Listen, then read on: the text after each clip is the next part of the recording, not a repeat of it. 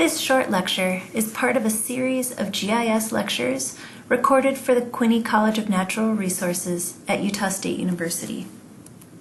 The discussion topics for Part 2 of the Vector lecture are details of shapefiles, ArcMap documents, and relative paths. We've discussed vector data both generally and related to ArcGIS, but there are some important nuances specific to ArcMap that I'd like to make sure everyone understands. First is that in ArcGIS, vector data are often referred to as feature classes or shapefiles.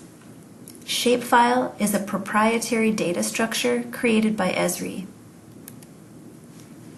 A shapefile feature class is composed of 3 to 7 different file types. You can see the different file types when you view a shapefile in Windows, but it's important to know that the .shp shapefile is not the same thing as a .shp shapefile you would see in ArcMap or in ArcCatalog.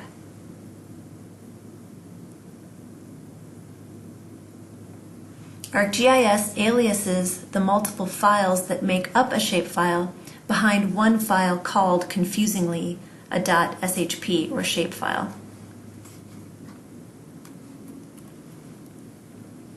In Windows, the .shp file is the geometry or structure of the dataset. The dbf file is the database file that contains the attribute information. The PRJ or projection file stores the spatial reference or coordinate system for the dataset. And the others are index files that help make everything work together.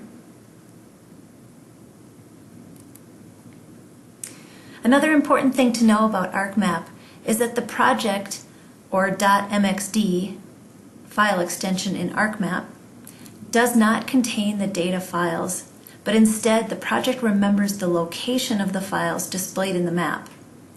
Notice that the file size for the ArcMap document or project is only 333 kilobytes. But displayed in the map is a digital elevation model. The size of the DEM alone is 125 megabytes. The ArcMap project only remembers the location of the DEM and stores the path to the DEM's location, but doesn't actually copy the DEM into the map project. That's what helps keep the ArcMap project file sizes so small. Why is this important?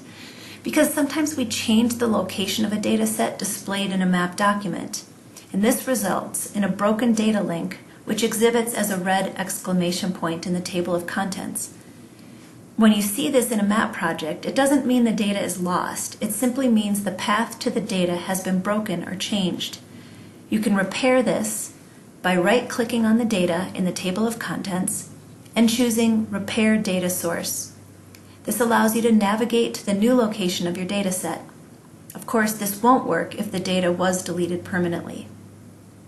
Another reason that this is all important is when asked to share data, you can't simply share the .shp as you see it in Windows.